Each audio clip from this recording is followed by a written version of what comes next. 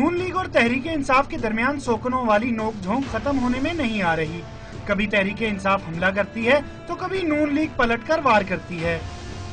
آج حملہ ہوا نون لیگ کی جانب سے، اور حملہ بھی ایسا کہ شوکت خانم میموریل ٹرسٹ بھی زد میں آ گیا. اسلام آباد میں پریس کانفرنس کرتے ہوئے نون لیگ کے خواجہ آصف نے عمران خان کو بے نامی خان کا خطاب دے دیا. الزام لگاتے ہیں کہ کپتان نے کینسر مریضوں کے نام پر اکٹھی کی گئی رقم سے بے نامی کمپنیوں کے ذریعے جائیداد کا سٹا کھیلا. یہ عطیات جو ہیں یہ ملک سے باہر لے جائے گئے اور برٹش ورجن آئی لینڈ کی ایک بے نامی کمپنی کے ذریعے انویسٹمنٹ مسقط میں کی گئی براستہ دبئی ریئل اسٹیٹ کے سٹے میں.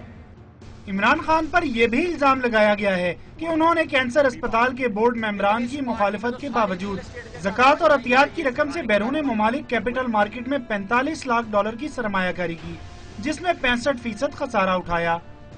عمران خان صاحب جو ہے ساری دنیا پہ الزامات لگاتے تھکتے نہیں ہیں. صبح اٹھتے ہیں تو الزامات لگانا شروع کرتے ہیں. ذرا جس طرح پنجابی میں کہتے ہیں کہ اپنی چارپائی کے نیچے بھی ذرا جو ہے وہ ڈانگ پھیر کے دیکھیں. مسلم لیگ نون کی چارج شیٹ کے رد عمل میں سونامی خان نے بھی جوابی حملہ کر ہی دیا. خان صاحب فرماتے ہیں کہ نون لیگ نے ایک بار پہلے بھی شوکت خانم کے خلاف مہم جوئی کی تھی. عمران خان کا کہنا ہے کہ وہ شوکت خانم پر نون لیگ کے الزامات کے خلاف عدالت سے رجوع کریں گے.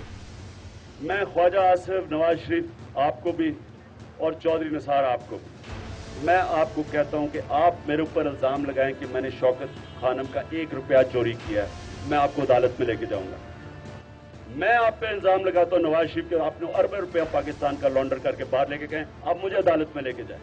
مبصرین کا کہنا ہے کہ سیاسی جماعتوں کے درمیان بڑھتی الزام تراشیاں شاید ان کی دکان چمکانے میں تو مددگار ہوں، لیکن ملک میں جمہوری اقدار کے لیے نقصان دہ ثابت ہو سکتی ہیں.